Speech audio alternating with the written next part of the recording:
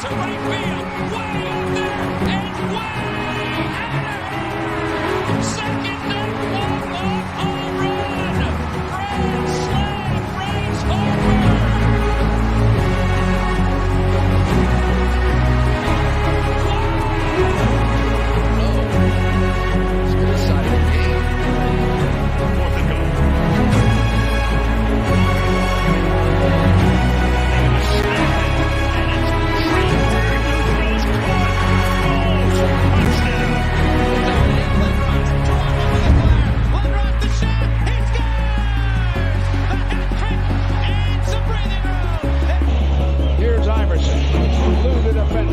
Stays right where Allen wants to go. Wants the baseline. Fade away. Yeah. He's way too good. He steps around Lou and drilled it. And the Sixers have scored 9 in a row.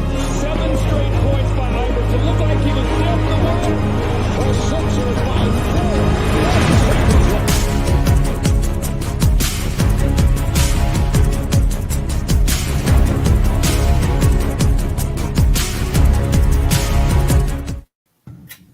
And welcome to the Sports Skillet Radio Show. We want to thank you for taking time out of your schedule to join us.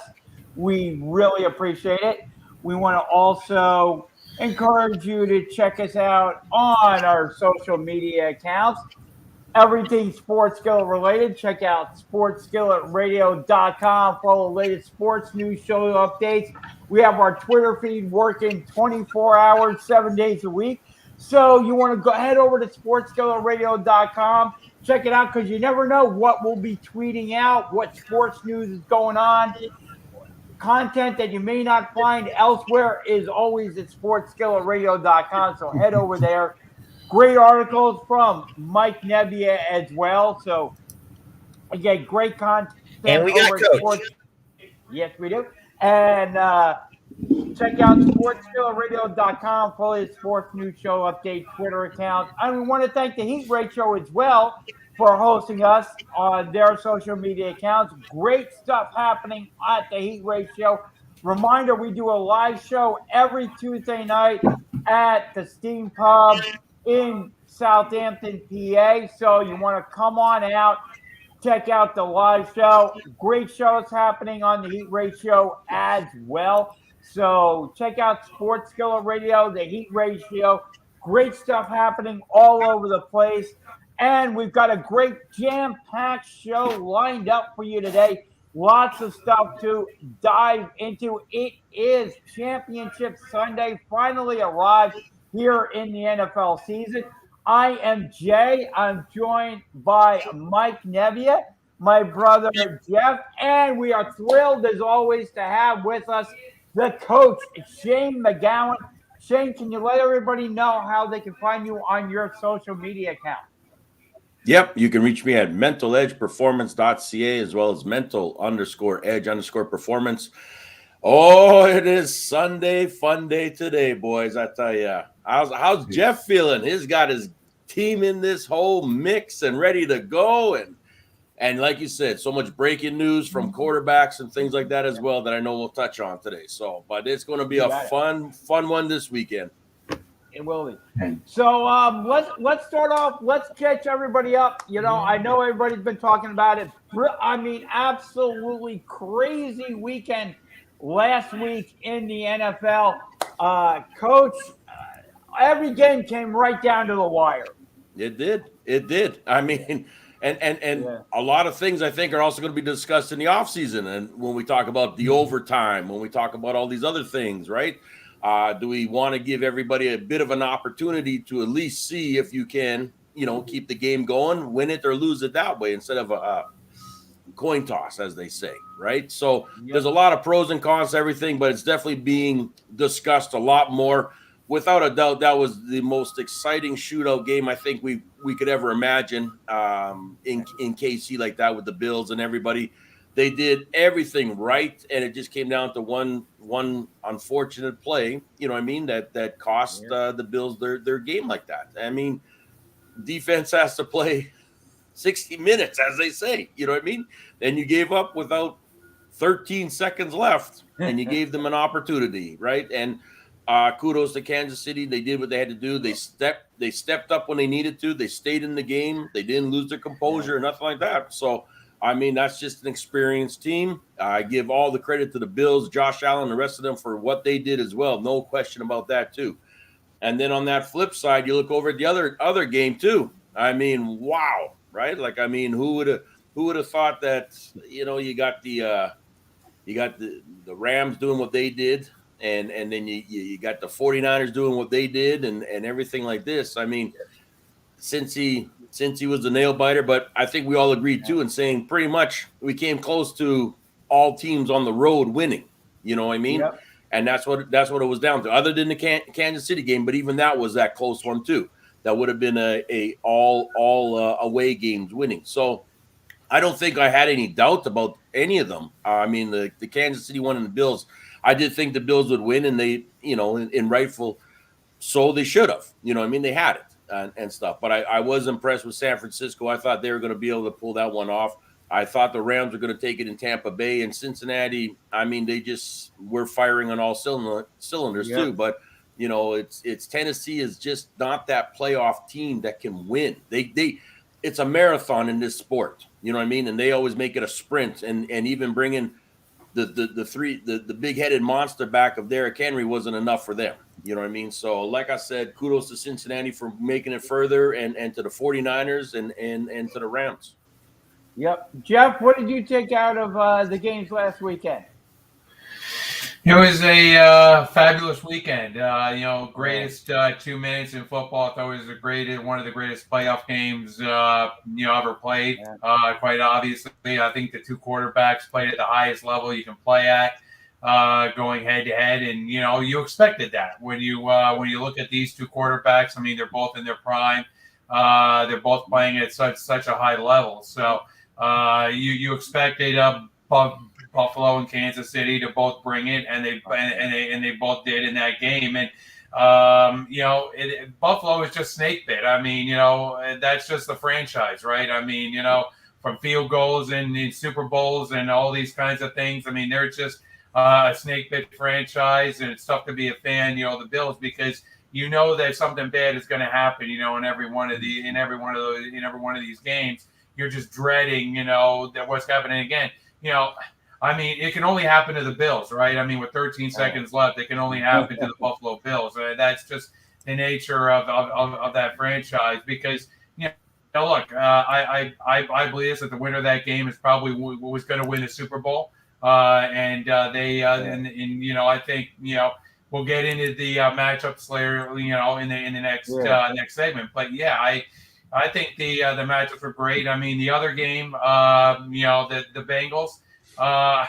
They played a good game. I mean, there's no question about it. So they won on that field goal, and then you look at the Sunday games that we had, and obviously the 49er game was just terrific in terms of if you like that the cold and you like the defense and everything, but the special teams just let down Green Bay, as it has a lot this year, and the 49ers, were ready and, blocked that, blocked the punt, got the touchdown because, look, as I was saying, last week on the show, the quarterback for the 49ers is a game manager. He's not going to win you games, but he can lose you games. And he certainly tried again last weekend to do just that, throwing an interception again.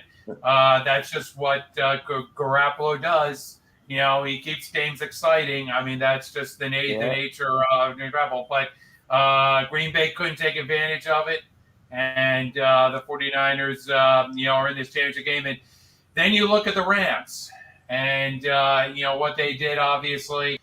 Did they retire Tom Brady? Did they not retire Tom Brady? Well, is he in or is he out? Well, we can discuss that later. I mean, we'll find out, from Tom Brady eventually what his future is. But, the Rams turned over the ball 4 times. Okay, so the Rams are not, a great team, and I think that's one reason why Tom Brady is looking at this and saying, they had no business winning this game, and the fact that I had to come back and I had to, tie this game up with a minute and a half left in the game, and I had to drive my team down was patently ridiculous. I should have had this game well under control, and I just couldn't get started. Tom Brady's probably looking at this and saying, I just couldn't get it started fast enough. I just couldn't get my offense started fast enough until the second half of the game. In the first half of the game, I couldn't get it. I couldn't get it going. So, and he's looking at that, scratching his head, saying, you know what, we should be in the championship game. But we just didn't take advantage of all the mistakes that the Rams made. And heck, the Rams almost turned it over in that final drive, going for that winning field goal. The quarterback almost turned over the ball again. So it's that team is going to have a load trying to contain that 49er front four on that defense. They're just going to be all over the Rams once again. Today, I'm looking forward to the beatdown that the Rams are going to get. I really am, because it's what the 49ers do. We beat up the Rams twice, where we break their hearts. And here's the thing. The Rams had a shot to knock us out of the playoffs. They didn't. We're here. We went in. We beat the Dallas Cowboys. Where the 49ers went in, beat the Cowboys. Went on the road, beat the Green Bay Packers, and here we are back in LA again, ready to knock out the Rams for the season and go to the Super Bowl. Get ready for an exciting game here. I am not anticipating a shootout between the Rams and the 49ers. I think it's going to come down to whichever offense makes the fewest mistakes, whichever defense can capitalize on the most mistakes. I'm expecting at least a one-possession game. And but Mike, we're talking about last weekend here. What were your thoughts about last weekend's games? Because we're gonna get into all that, coming up. But we're talking about last weekend. So what were your thoughts? That Bills Chiefs game was epic. I thought the Chiefs were not going to come back with under a minute to play, but never underestimate Patrick Mahomes. He can win you football games with his skills, both in the air and on the ground. He's not just a game manager. He is a magician with the football. And the Chiefs are going to beat up on the Bengals. I hate it for the Buffalo Bills. They've broken too many hearts, but that's the nature of being a Bills fan, just as it is the nature of being a Mets fan. And I can attest to that. Yeah. Now, again, going into the Bills-Chiefs games, they went into overtime. Of course, the Chiefs ended up winning 42-36. But a lot of people were talking about, Jeff, the overtime rules. Do you think they need, Mike? Do you think they need? I'll start with Mike here. Mike, do you think they need to be modified? Yes, they need to be modified. And here is how I would modify the overtime rule. Away team gets possession first. And if they don't score, or if they score, or if they, no matter, regardless of if they score or not, home team will get possession afterwards. If score is still tied, we continue onwards like college football until the tie is broken. Gotcha. Jeff, do you think the overtime rules need to be modified? I know they're going to talk about it in the offseason. Do you think it'll gain any traction? Do you think they'll modify them? No. Because I think, between injuries, I think between the fact that defenses are just whiffed, at that point.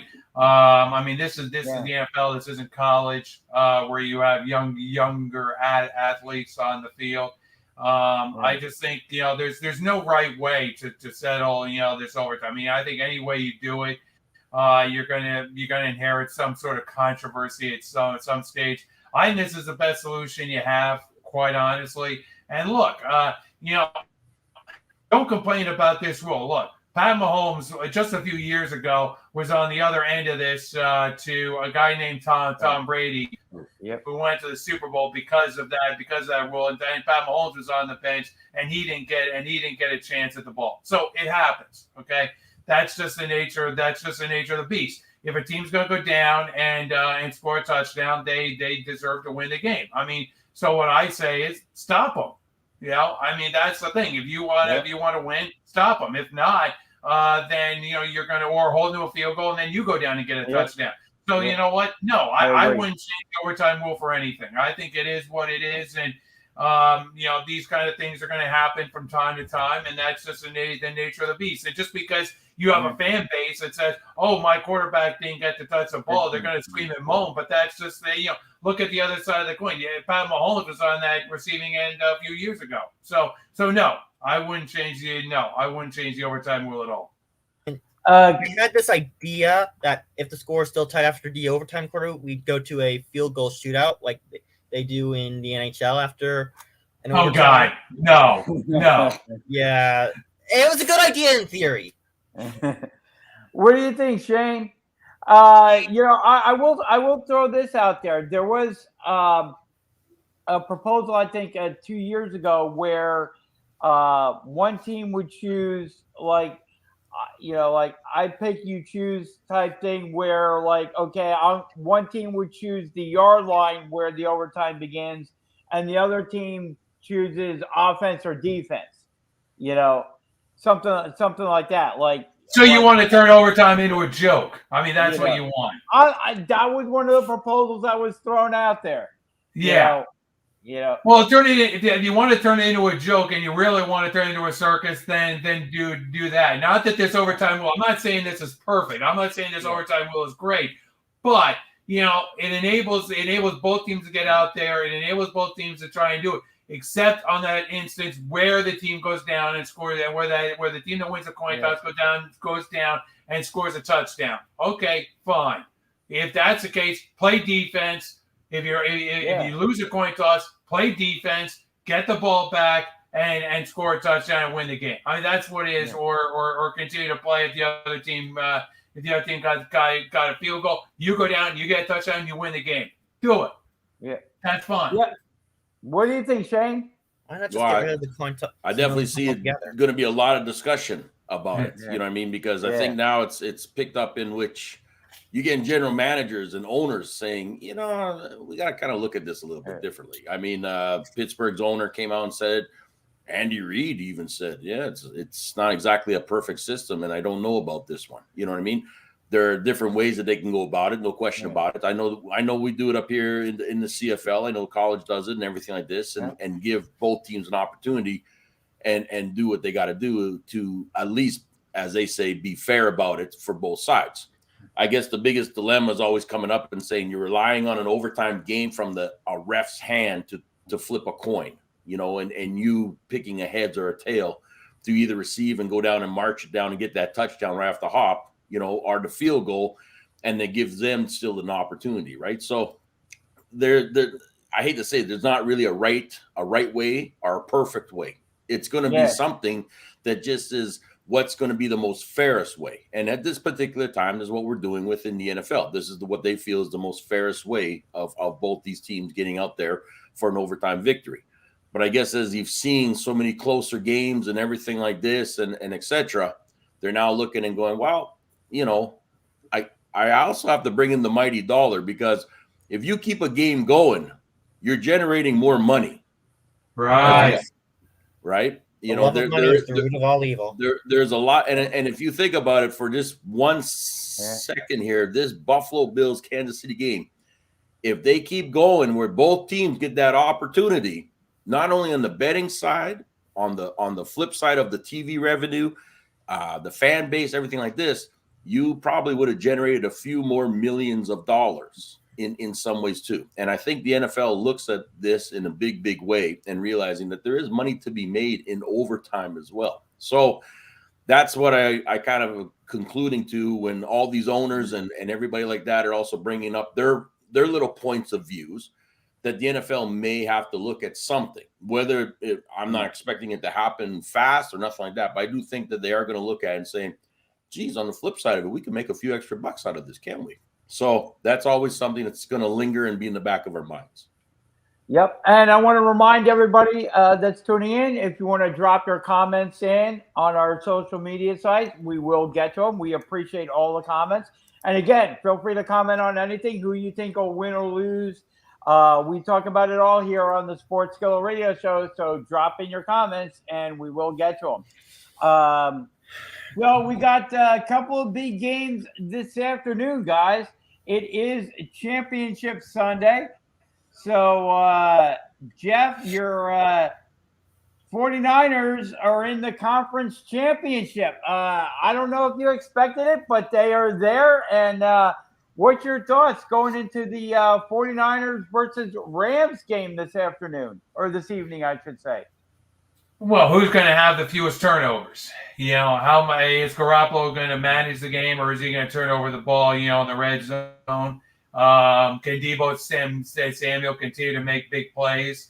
Can that 49er offensive line stand up to that defensive line of the Rams? Well, they've been playing. I mean, they've got those guys healthy now. They've got those guys playing at a high level. So they're going to have to keep those guys off of Garoppolo. There's no question about it.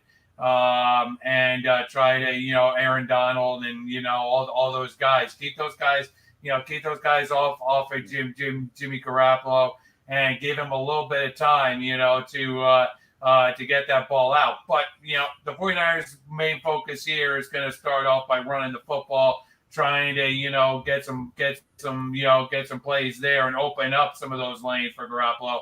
And that comes down to Deebo. That comes down to some of those other running backs trying to make plays. And then, like I said, a turnover here or there would be appreciative to try and help. And who knows, maybe a special teams play in this game will help decide it. So, it's going to be because both these teams know each other so well. I mean, they played each other twice already. So, there aren't a lot of surprises.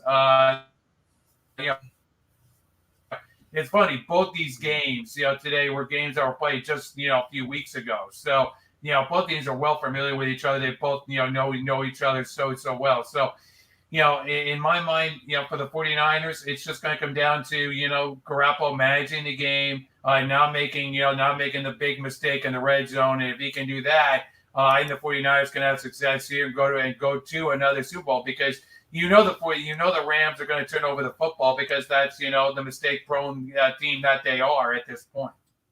Yeah. And, Coach, what do you think about this Rams 49ers game this afternoon? Well, I think I love it, but I'm going for the Rams though on this one. So this is I took San Fran all the way up to this final moment and stuff, but I think the Rams are going to take this one. I don't think San Francisco can pull off a three-peat with them. I really don't. I think that last game Deebo got banged up way too much of how they were trying to use him, and that's going to be a hard one. Love the guy, respect him so much, but I just think that he took some hard hits. There's no question about it. The game plan naturally is going to be for San Francisco to run that ball, stay in control, keep Stafford off the field and Kupp off the field and everybody like that. In those last two games against San Francisco, Kupp has had over 128 yards and 113 yards passing. So you can pass on San Francisco. It's just a matter of, can you get in the right area, and can Stafford naturally be in control and not throw those interceptions that he did before. That's going to be a huge thing. So no, San Francisco can win the game. I'm not going to say that they can't, because they can. I'm just saying, is in my opinion, I think San Francisco is going to find that they are beaten up a little bit too much to possibly take this one. And I think a Rams defense is very healthy right now too. And I think that's going to be a very big key on keeping Garoppolo in check. George Kittle has great talent, but he has not been used. And I don't know what's going on with Shanahan on that part, because you do have to get Kittle involved a lot more to be successful. I like also Jennings too. I think he had a great game against the Rams of 94 yards. You know what I mean? They were able to get to him. Now, will they be able to do that again? That's going to be another tricky one. Mitchell, but on both sides too. Akers coming back, as long as he can hold on to that ball the way that he has, he's a tough running back. He runs hard, and it's going to be a battle, I think, on both sides of the run game. Who's going to be able to establish it and make it?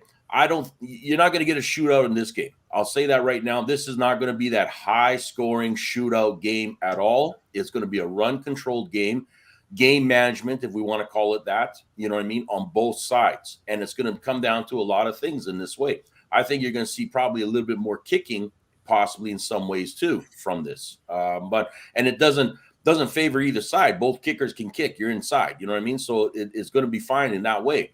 But it's going to become a game management game, and I think it's going to be a run one. But I just got a feeling that, in my opinion, I think San Francisco is not going to take this one. I think the Rams have it. Yep. But I will say it's going to be very close. I mean, Rams only favored by 3.5, and most of that's just because it is at home. Yep. And Mike, Rams 49ers, what do you think of this one? I think it's going to come down to what offense makes the fewest mistakes, what defense can capitalize on those mistakes. Yep. And I'm going to go with Shane here. The 49ers got battered in that last game. Deebo Samuel got battered. And I think the 49ers are going to find that they got too battered from the divisional game to pull this one out. I'm not saying the 49ers can't win. They can win this if they make fewer mistakes than the Rams. But that said, Rams are favored by 3.5, mainly because it's at SoFi Stadium in Inglewood. And I'm going to take the Rams, the points, and I'm going to take the under. Oh, the Rams lost for sure now. The Rams lost for sure. I'm taking the under. I'm going to say 17-14 Rams. Nail biter there. That's too low. That's too low. Yeah. Yeah, I think there'll be I got to go with you. I think there'll be more points scored than that. But I'm not expecting a shootout. I am going with the 49ers in this one because I know the Rams are all in. I know the Rams have gone all in. I know the Rams have a very good defensive line. I know the Rams have Odell Beckham Jr., who I think could have a big game because I think the 49ers could be focusing in on Cooper Kupp, from the Rams offense, maybe Cam Akers as well. So they could have some other things there. So I think Odell Beckham Jr. could emerge in this one for the Rams side. But something about, I know that the 49ers quarterback, Jimmy Garoppolo, can be immensely, just watching the game with Jeff, I know he can be immensely frustrating because you're always anticipating that bad throw, and he will. He probably will make 3 or 4 bad throws per game where he'll throw into double coverage or make a bad decision, and it's up to the other team to pay attention and to get that turnover. But the funny thing to me about Jimmy Garoppolo is all he does is win. He makes those bad throws. He makes the bad throws. He's immensely frustrating as a quarterback. But you look at his record, and all he does is win. You don't think he'll win. He may not have the best squad around him. The team wins, Jay. The team wins, not Jimmy Garoppolo. The team wins. He's part of the team. That's right. But you said he wins. No, the team wins. Jimmy Garoppolo did not win the Green Bay. Jimmy Garoppolo would not be around today playing this game if it wasn't for special teams in the Green Bay game. So if it wasn't for that, Jimmy Garoppolo wouldn't be here. A couple years ago, did not Jimmy Garoppolo get the 49ers to the Super Bowl? And then what happened in the Super Bowl? He blew it. Mahomes happened. He collapsed in the fourth quarter. Mahomes happened. They had the lead in the fourth quarter, and he blew it. That's his MO. Yeah. Not only that, but it's the head coach as well. The head coach also blows it. Just go back to his Atlanta days. Just go back to Shannon's Atlanta days. When Don't remind me of 28-3. And they're still by the way, they still showed that yesterday. One of the highlights of Tom Brady's career in the fact that he came back from that deficit. Who was that against? Oh, yeah. Who was the offensive coordinator, Jay, in that game for the Falcons? Oh yeah, Mr. Shanahan. Hey. So both these guys have some things, some demons they've got to work out. They've got some stuff that they got to work out, because that's a problem for both these guys, is that they have these blocks that they have to get past. Didn't he also lose his in a Super Bowl Squares game that year? Didn't he also lose his offensive briefcase too? Yes.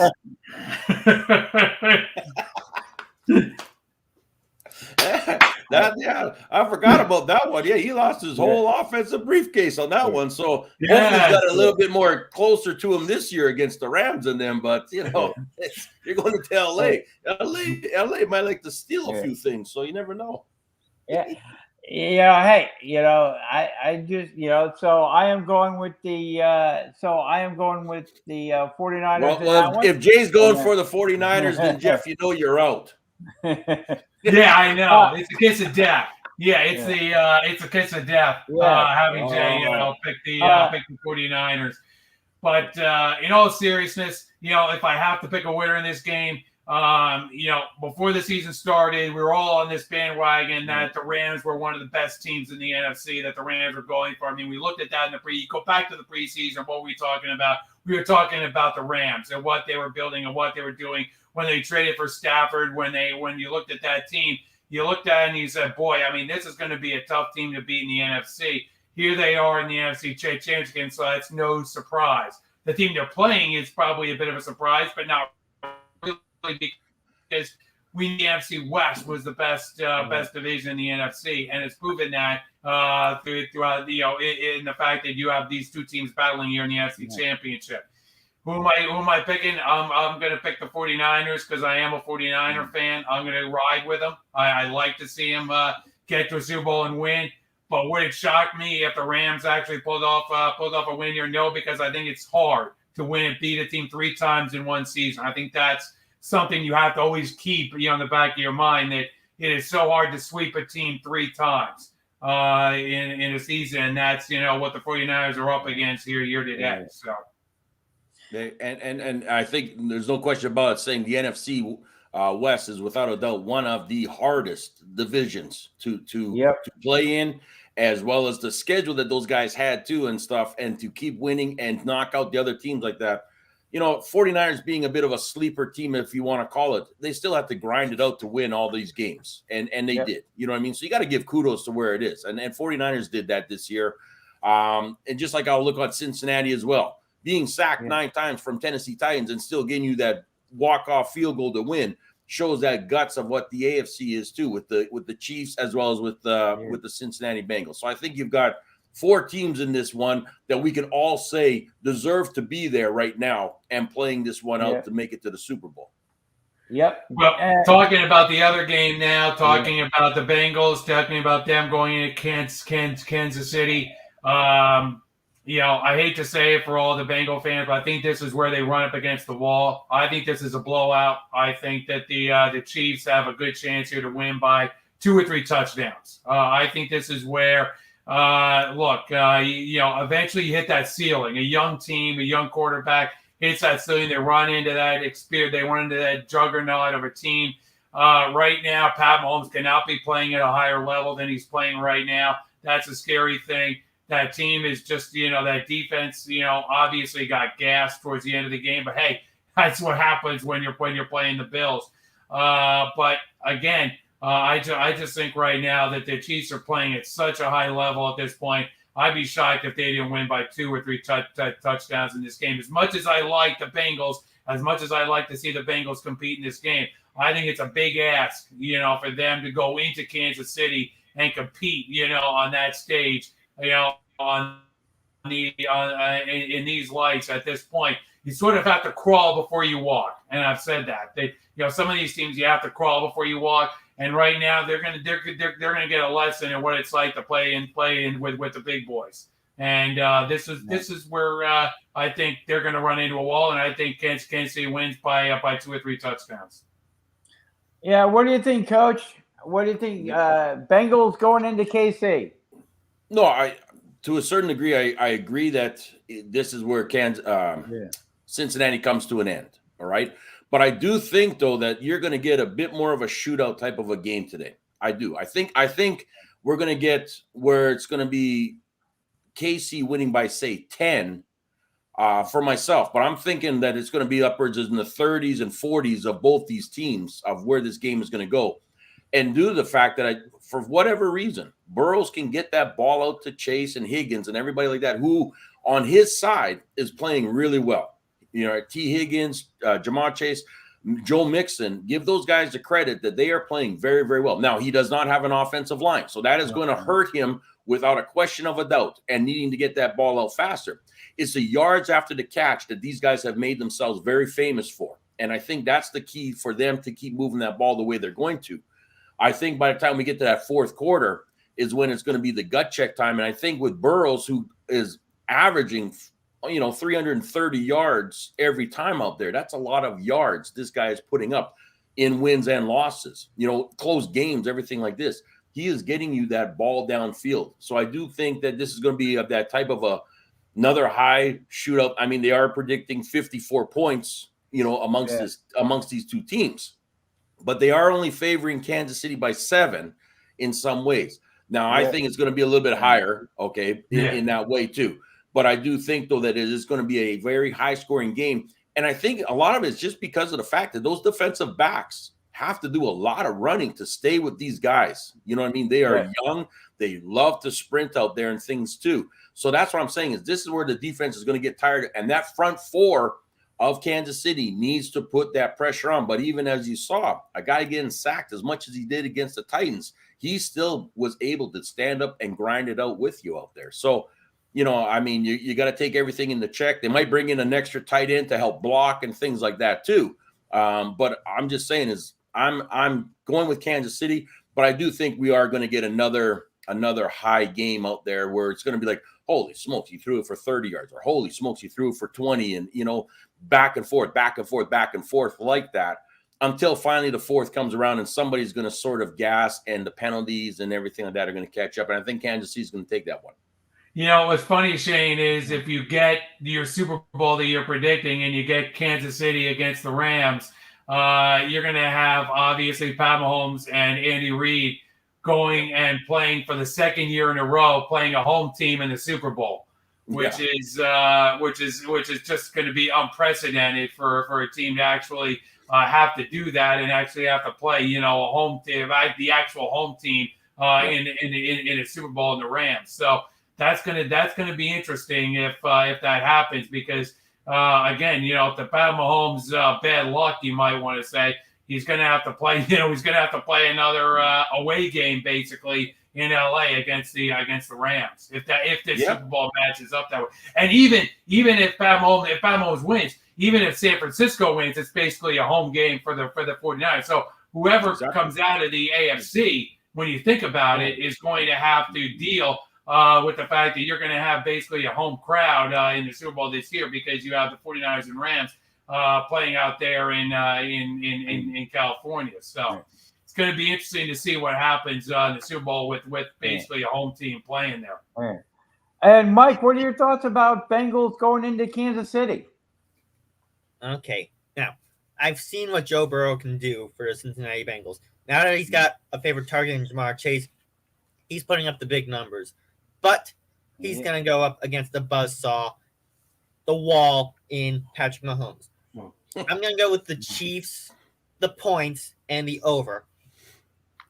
But Joe Burrow's going to make a chip in that wall. Not a big chip, but a chip. He's not ready to tear down that wall yet.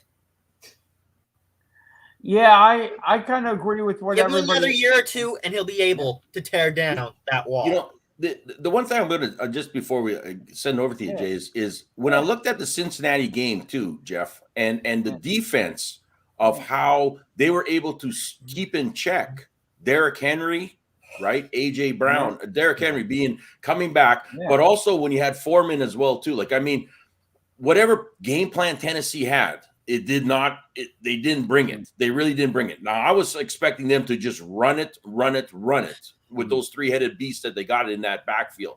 You would think that was your bread and butter that got you to the number one position. You know what I mean? They took that away. They threw out the balls. Now, Tannehill, he's definitely no Mahomes. He's nobody in this way. There's no question about that. But he does have a good receiving core with A.J. Brown, out there and things like this. But they were able to blanket him in so many ways and made it very, very tough, right? And that front defense did come after him. What I'm seeing out of Patrick right now here, Mahomes is saying, listen, I'm fast at getting that ball out, but guys like Pringle, Hardman, and them are going to have to step up because that ball's going to come at them a lot faster, is what I'm projecting in this game. Those unsung heroes, I think are going to be the key ones in so many ways than our Tyreeks and Kelsey. I think those guys are going to get a lot more views at, and this is why I'm saying Kansas City is going to move the chains, but they're going to do with other people than what we're expected, I think. Yeah, I think I'm going with you guys on this one. I think it's going to be a little bit closer than what Jeff was anticipating. You look at Joe Burrow, Jamar Chase; they have ice water in their veins the way that they are operating together. I think it could be a little bit more of a shootout there, but I do think Kansas City's going to go on and another Super Bowl appearance for Andy Reid again, who's, again, I think Mark checking off all the boxes to being one of the best head coaches ever in the NFL when you look at his resume. I mean, you look at the amount of times he took the Eagles to the NFC Championship game. You look at how many times he's taken the Kansas City Chiefs to the AFC Championship game. I mean, it's amazing what he's been able to do as a head coach. And I think it's going to be another Super Bowl appearance for Pat Mahomes and Andy Reid. But I think it could be a little bit closer than what Jeff is anticipating. But again, I am going to go with the Kansas City Chiefs in that one. So I think it'll be Kansas City and the 49ers in the Super Bowl. You're jinxed, Jeff. You're jinxed. Yeah, exactly. There you go. Jay, you're jinx. Right there. I think Jay, you're a jinx for the 49ers. You're a jinx. That could be. And again, I want to remind everybody you can drop your comments in on our social media pages. Drop your comments in. Talk about anything and everything in the world of sports. Make your predictions for today. Talk about last week. Whatever sport you want to talk about. Drop your comments and we will get to them. Let's talk about this. We had 2 retirements this past week, or one, or did we? Have we been pranked? We think that maybe Tom Brady might have retired, but again, that's been walked back. But we know Sean Payton has retired from as head coach of the New Orleans Saints. Jeff, what did you think about the retirement, or one retirement, or one maybe retirement? Oh, boy. It's like the 49ers are just leaving a wake, right now with all their wins, because, the 49ers obviously eliminated the Saints by going into the playoffs. So that obviously may have affected Sean Payton's decision right there. Look, I mean, I think, for Sean Payton, it was time. I think he looked at, the situation he had, in New Orleans, and just, was feeling that, he needed to step down, at this point, in his career. And look, nothing really to prove for Sean Payton. I mean, he's won his Super Bowl, one of the better coaches, around. So, we all wish him the very best in whatever he chooses to do at this point, whether he chooses to get back into coaching at some point and decide to do that, or whether he decides to go into broadcasting and do that. Whatever direction he decides to go, I'm sure that, he'll be successful at it. And we wish him the very best. But, it's a loss for the Saints, because now they've got to go out there and find themselves, a head coach out there enjoying the crowd. So. Yep. And I will say 3, actually. I misspoke. Ben Roethlisberger actually officially retired this past week as well. So it's actually 3 retirements there, Shane. Yes. Well, technically 2 because one was maybe walked back. We don't know. Look, first, if I start with Ben, yes, he's retired, he's done, he's done all there is, and kudos to him and moving on and whatever he decides to venture into next, right? It's going to be huge, no question about that. Sean Payton, I think, as I was on earlier this week with the NFL Insiders, is saying, you know what, I'm not here to rebuild another team. When Drew left, and that's it, and the quarterbacks that I had to go through just to get to where we did, and possibly into a playoff position and stuff like that. That took a lot off of that guy. You know what I mean? And realizing that you don't have the team anymore that you used to. And that's hard for a coach who's at a certain point in his life and his age and everything like that, saying, I can't just keep rebuilding. You know what I mean? And that's what it's going to be. So now, as a coach here who's had a decent record in many, many ways, are you now prepared to be taking a lot of losses as you move forward? Because that's what's going to happen right now without the personnel that they have in there as players and everything like this. So they're going to get a few more losses than they are wins. And I think Sean's looking and saying, you know what, this isn't for me. Bring in the young guys. Bring in somebody like that to take this team over, rebuild it, structure it a different way than what I'm used to. And if I want to come back, in a year or two, I can be a coordinator somewhere or whatever else type of thing like this, like Dan Quinn's doing for Dallas, etc. Yeah, you'll have to lose a draft pick here or there for it. No big deal in this way, if that's what he chooses to do. But I do think he needs to step away. I think that was the bottom line is for him with the season he went through, is I got to step away and refocus myself and figure out what's best for me. And he did it on his own terms, and good for him. You know what I mean? But if I get to the Brady aspect, I mean, it's time. I mean, really it is. It's time. He's felt it. He knows it. He's seen it. He's established more than anyone else is probably going to, you know what I mean? And be proud of what he's done and everything like that. But too many sources have come out with it and et cetera, that I'm going to say, kudos to him in his 22 years and 7 rings and all the MVPs that he's had and done. And you know what? I think actually this year, if he would have won it, he would have easily said, I'm done. Yeah. The fact that he didn't, and realizing that there's a little bit more here that's going to be happening that they have to do with receiving, with losing coaches, everything like this too. It might be time to also say, okay, you know what I mean? To put in another 30 weeks here that you got to with training and camps and getting back to where you want to get back to and stuff. Hey, I think in some ways too, he's also looked at these guys of Mahomes and Josh Allen's and Joe Burrows and Justin Herbert's and all these guys and saying these young guns have come out to play. You know what I mean? And it's tough to keep up in so many ways. And that's fine. You know what I mean? It really is.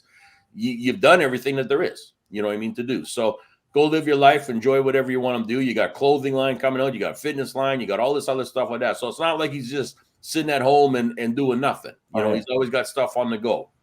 And I think this is why I'm saying is for him, and this is not a prank. This is going to be him actually officially going to be coming out and saying I'm done on his terms, and he'll say it when he's ready and stuff like that. Not to take away so much hype from the Super Bowl, but like I said, this is just how it goes. And I think he's done, but kudos to him.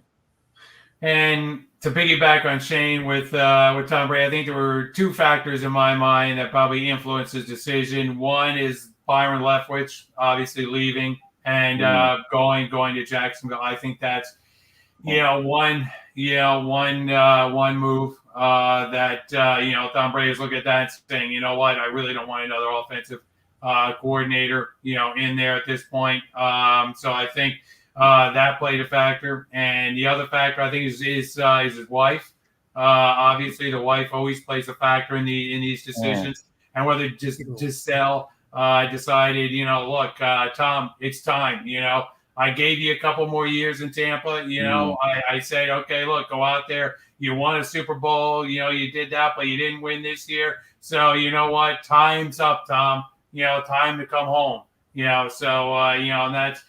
So the wife tends to, play a factor in these calls. So I'm sure I'm sure that was taken. I'm sure Tom obviously took that majorly into account.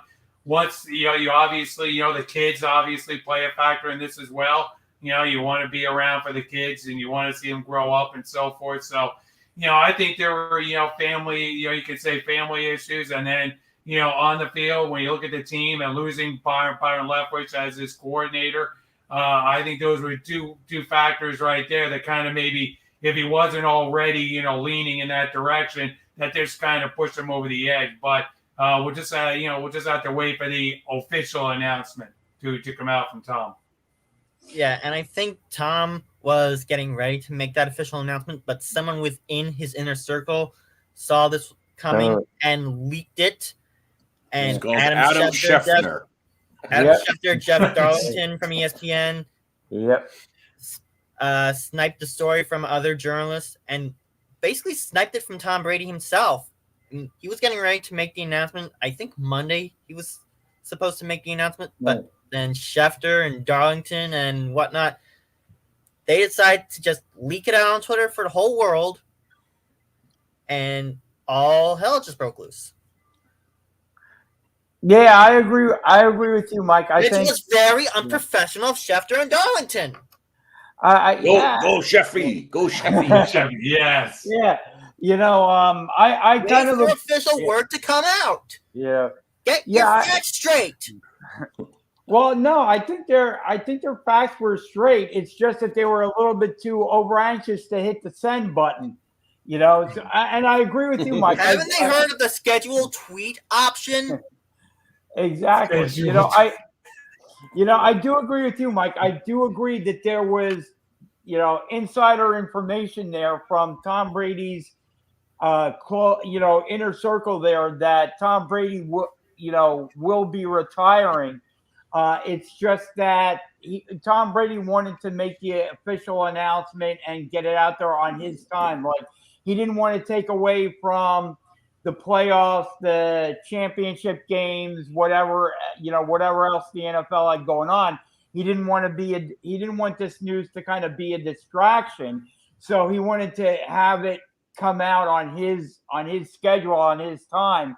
And like you guys were saying, I think Shefty and Darlington were a little bit too over anxious to hit that. Oh, okay, I got the information. Let me hit send, and jump the gun and hit the send button. But I do believe that, like you guys have pointed out, I do believe that there's nothing else for Brady to really accomplish.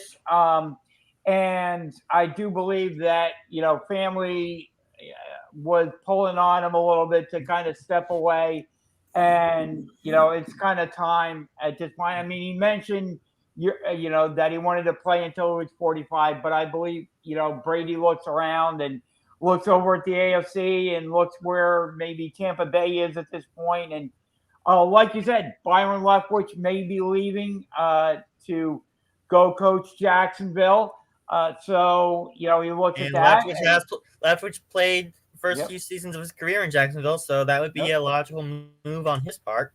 Exactly. So, Brady looks around, and I do believe that Leftwich, was one of those guys that Tom Brady liked to, had his way of operating the offense, and Bruce Arians, the head coach, had his thoughts of operating the offense. And I believe Leftwich was that coach, that coordinator that was able to kind of merge the two ideas together, be that intermediary so that both sides kind of remain happy. Not that they were feuding at all, but was able to merge the two together uniquely to get both sides remain happy. And if he goes, then all of a sudden you have the two of them maybe butting heads a little bit as to how they want the offense to look.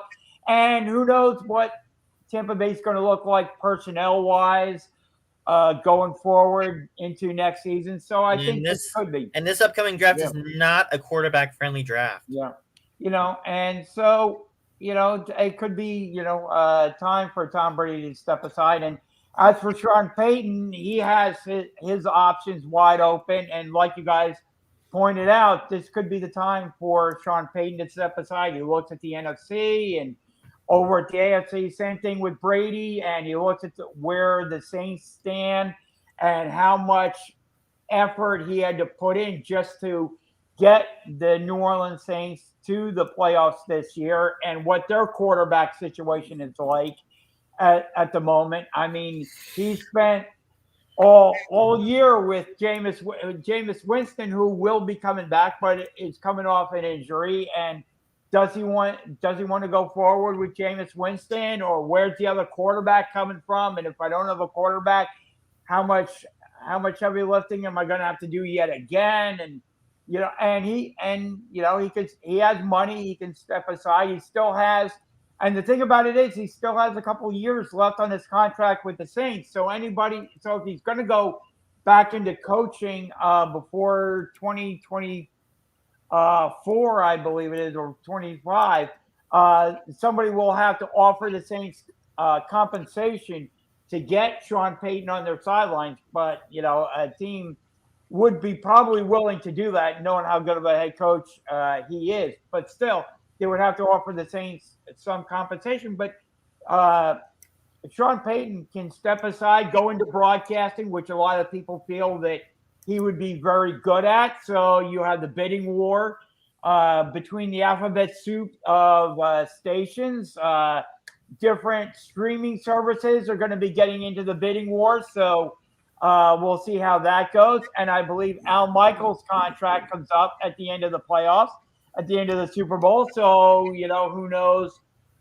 Maybe you pair Al Michaels and Sean Payton together. Who knows? Unique things happen when you get into these bidding wars.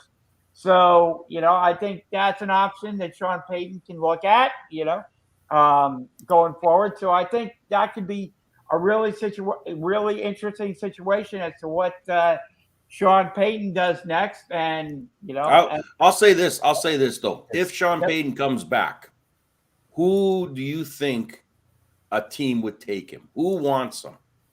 I know. Who? Yes, Dallas. Bingo. There you go. Yep. There you go. I think that was a no-brainer. I think that's the one that he would, and I think he would take it too. You know what I mean? I think that McCarthy would be gone.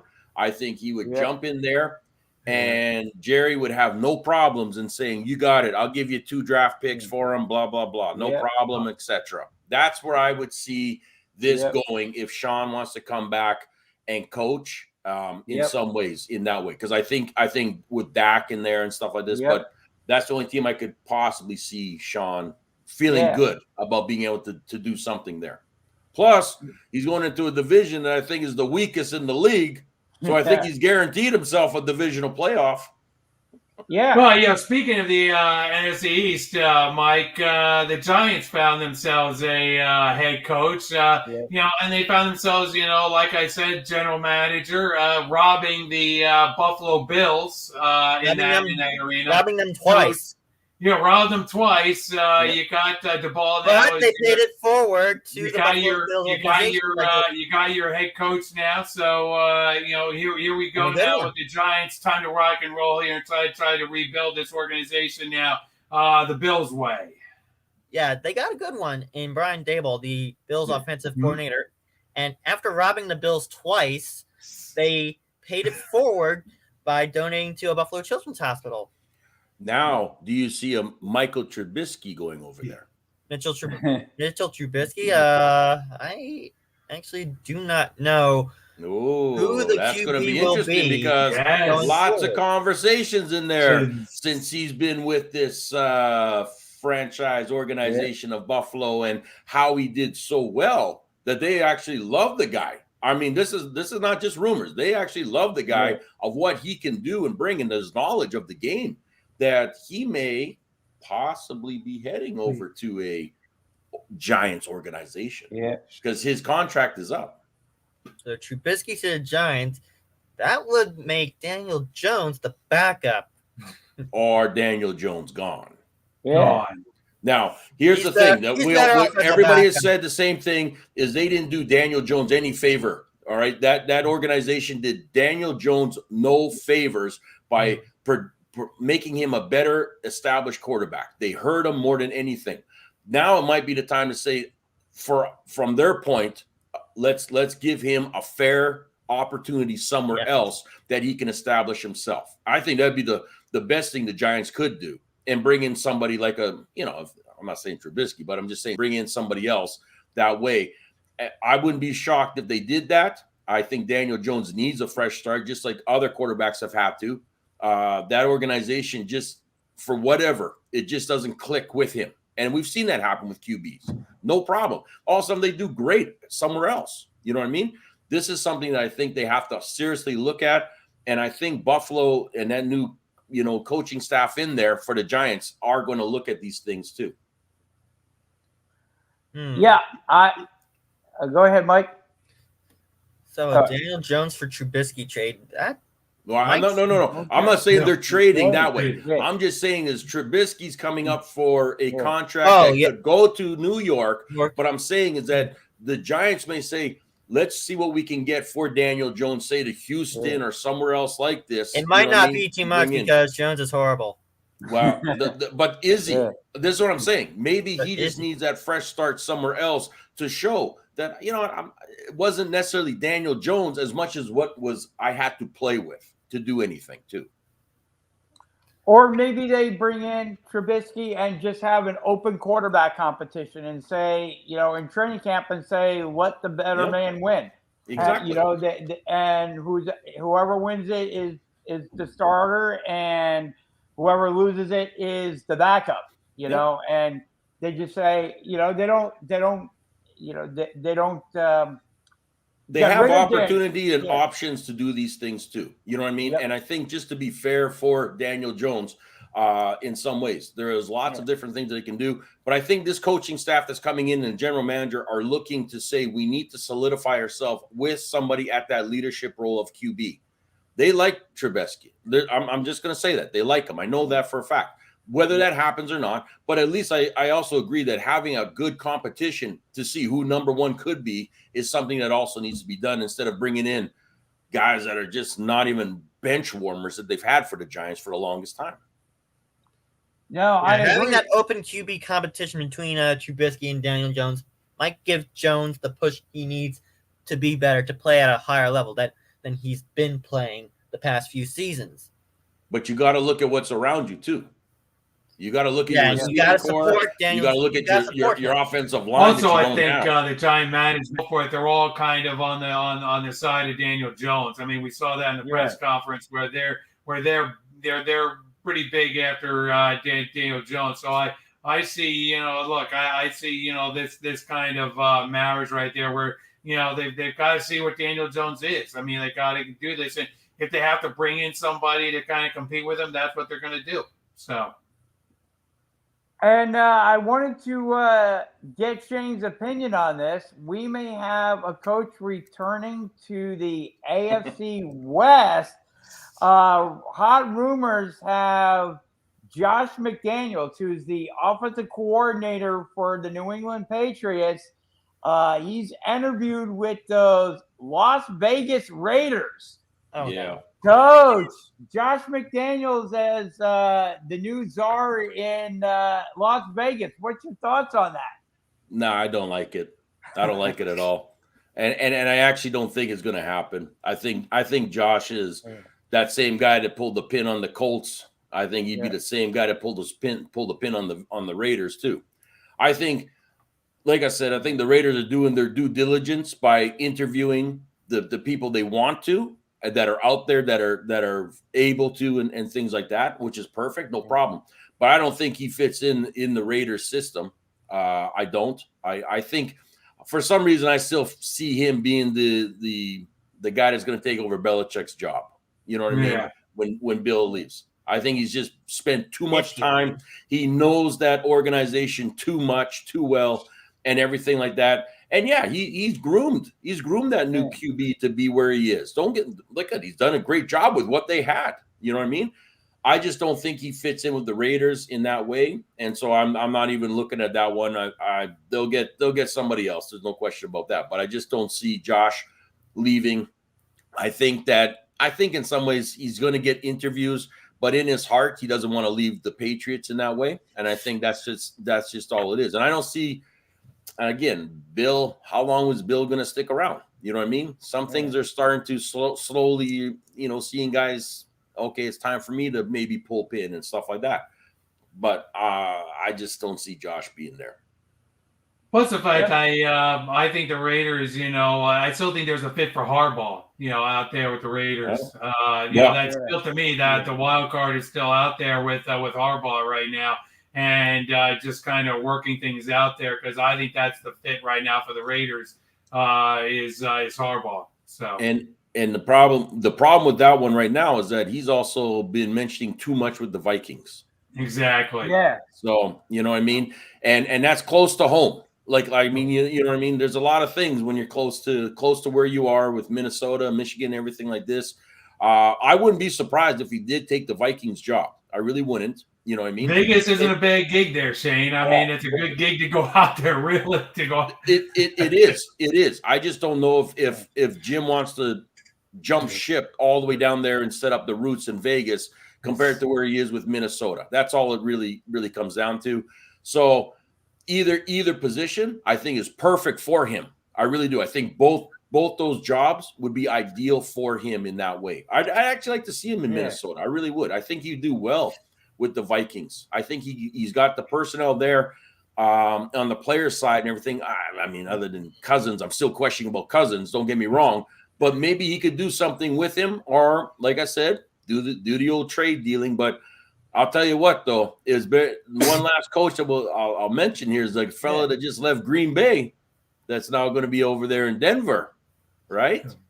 Are we going to see now our famous Aaron Rodgers off to Denver?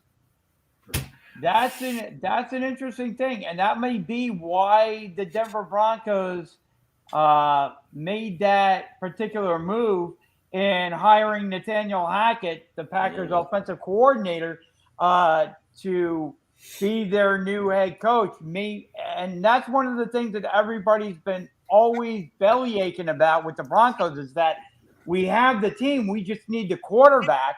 Yeah. And who knows what Aaron Rodgers is going to decide about staying in Green Bay or moving or what have you. But look at the quarterback coach for Green Bay now is with Chicago.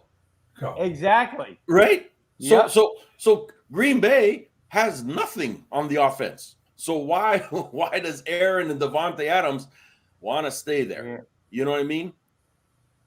Exactly. You make a good point there. I could see both of them being elsewhere going into the 2023 Devontae's going to the Raiders. Derek's buddy. He's buying him a car. There you go. So a lot of coaching maneuvers going on throughout the NFL.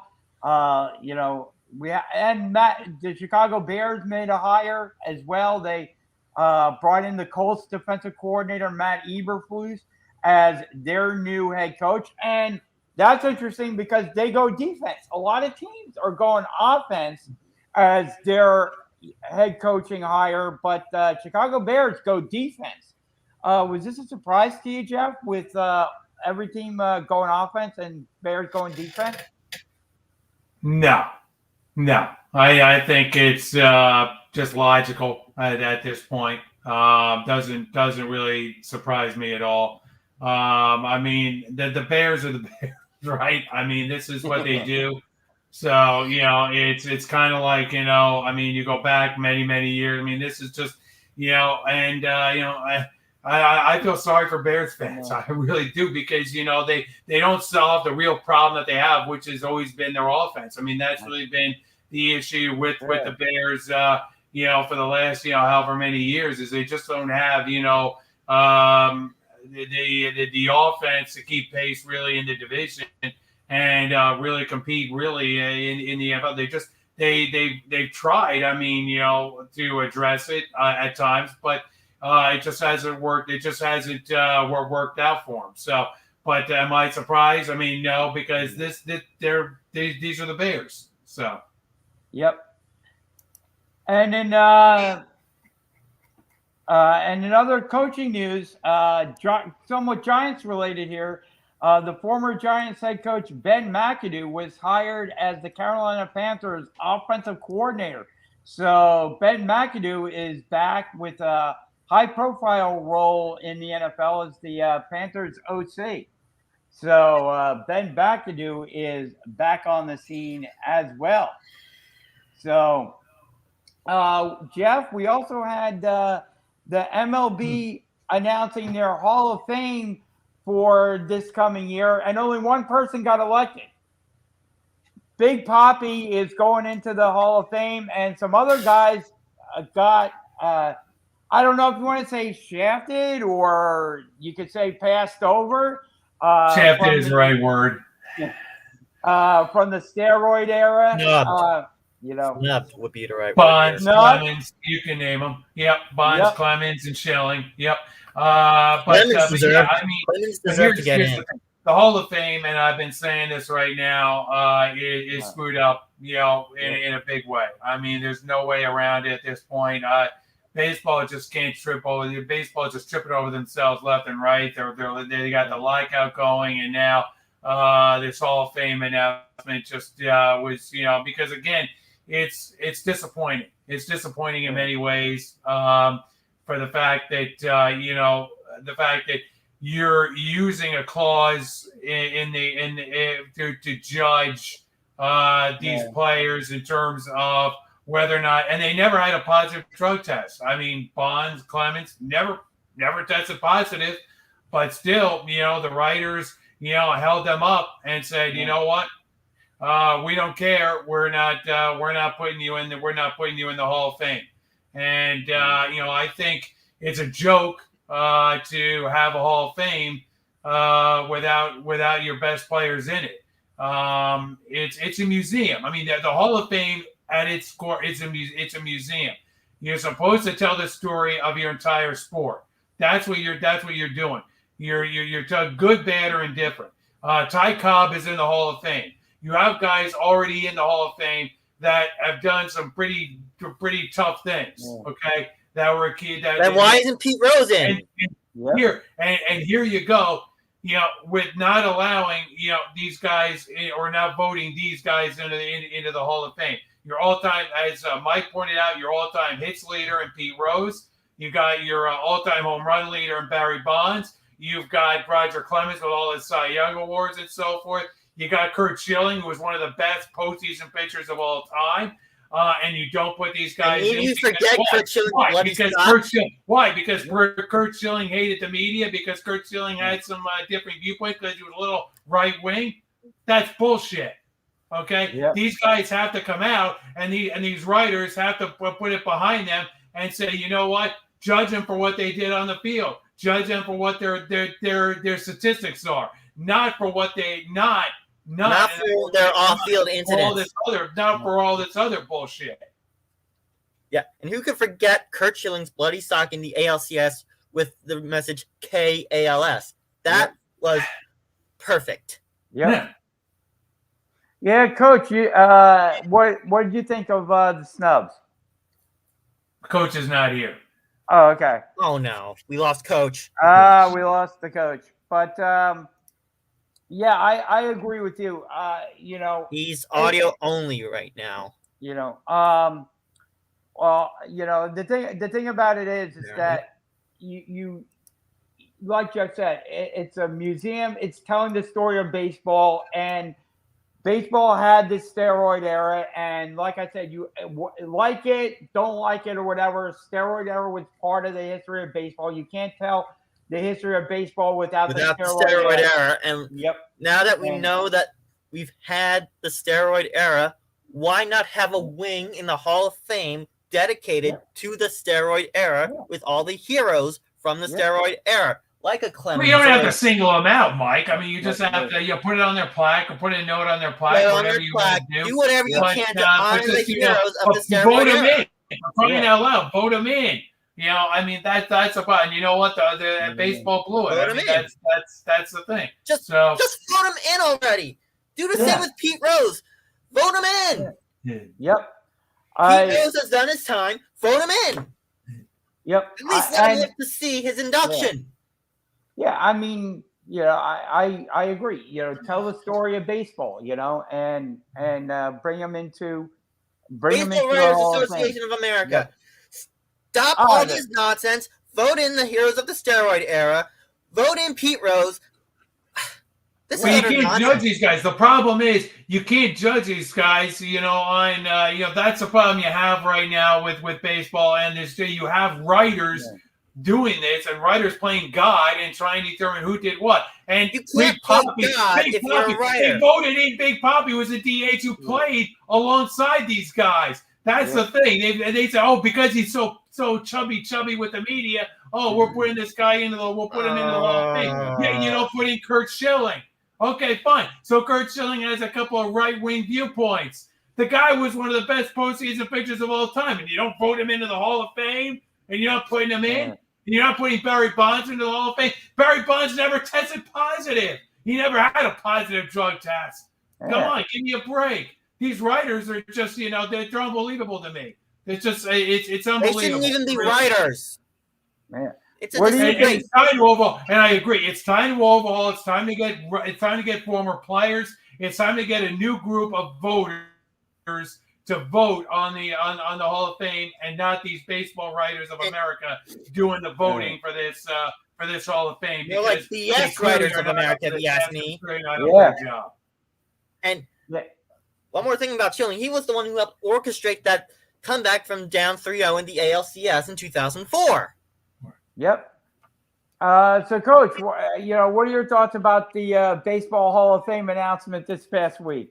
You guys nailed it all. You know what I mean? But like I said, I mean, when it comes to the writers, we all know that. Oh it's you have to know them if you want to get into anything. You got to be a chummy. You got to be this.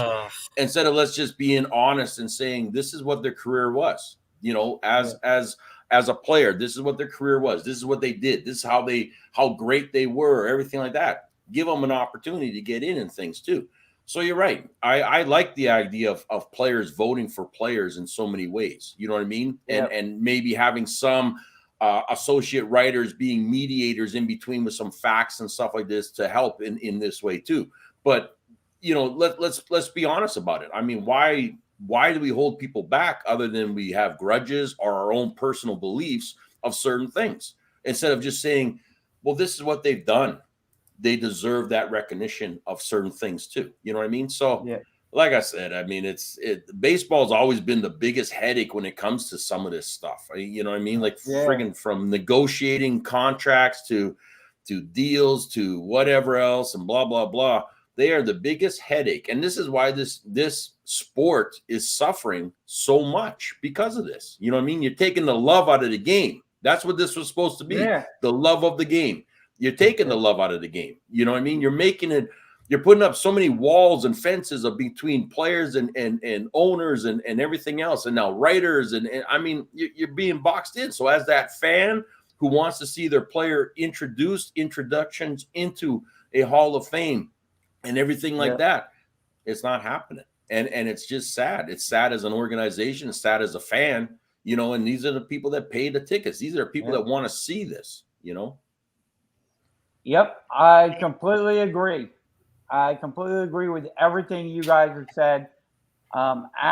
Absolutely and without question. And Jeff, being a Rangers fan, King Henry had his night this past week. Yes, and congratulations to King Henrik Lundqvist, who had his night, well deserved. It's still disappointing that he never got to hoist the Stanley Cup. Got him close, got him against the Kings, but couldn't get it done. Couldn't get over the hump.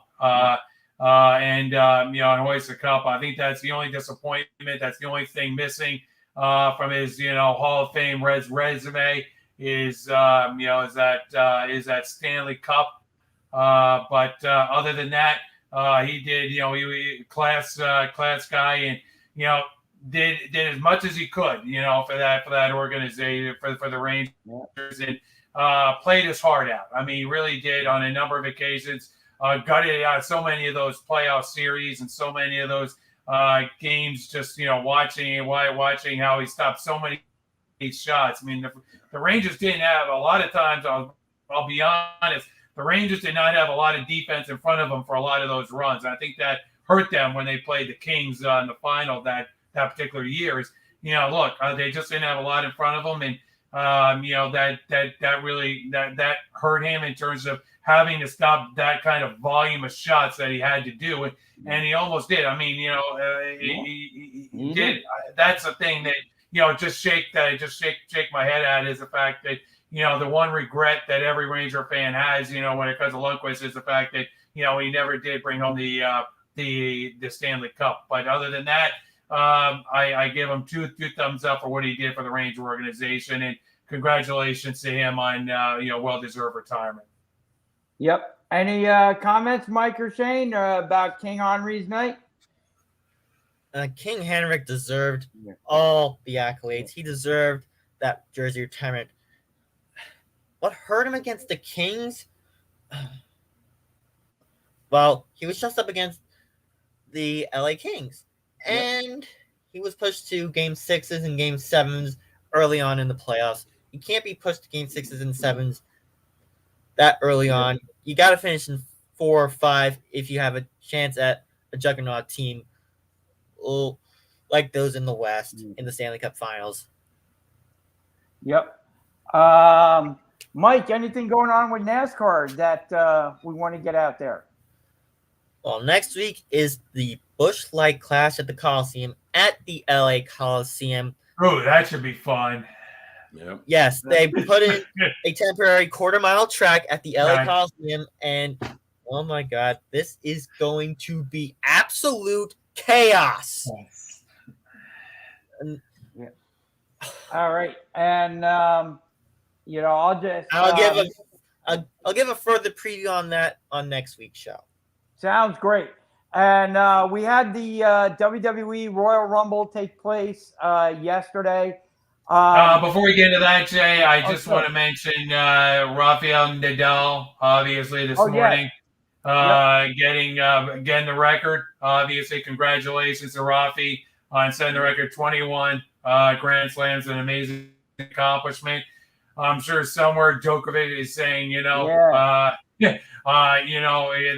could have been me, but get vaccinated, and could have been you, right? But hey, congratulations to Rafi. He got the 21 first between the big three, Federer, Nadal, and Djokovic. So congratulations to Nadal for actually getting the 21 hits. I'm sure that there's more to come because we might get the 22 now. The French Open's coming up, so in a few months. So there's an opportunity for him to win number 22 for his illustrious career. So you would have thought that with Federer around and so forth. So the fact that he got out in front of the other two is an amazing culture, and that was a marathon match this morning. So we just congratulate him on his accomplishments. Absolutely. And just to mention the WWE Royal Rumble real quick, kind of went as I thought it might, with Ronda Rousey winning the women's side. We had Brock Lesnar losing his title, but then winning the men's side. So you have two part-time stars that are now going to WrestleMania to compete for the title. The reviews have been pouring in over social media. Not a lot of people were in favor of the card. So WWE has, I think, a bit of ways to go to catch up to AEW at this point. They put the stars in for WrestleMania. That's the way they wanted to go. I liked a lot of the surprises that we got for the women's side of the Royal Rumble. Not too many surprises for the men's side, unfortunately, there. But, the card is what it is. If you want to go check it out, feel free to. Shane, can you let everybody know how they can find you once again on your social media site? Yeah, you can reach me at mentaledgeperformance.ca as well as mental_edge_performance. Always a pleasure, gentlemen, and we will see what happens after this weekend. Go 49ers. Absolutely. Have a great week, everybody. Remember to check out sportsskillerradio.com. Check out the Heat Ratio. Again, we do a live show every Tuesday evening from the Steam Pub in PA. So you want to check that out as well. Great shows coming up. Have a great week, everybody, and we will see you right back here again next week.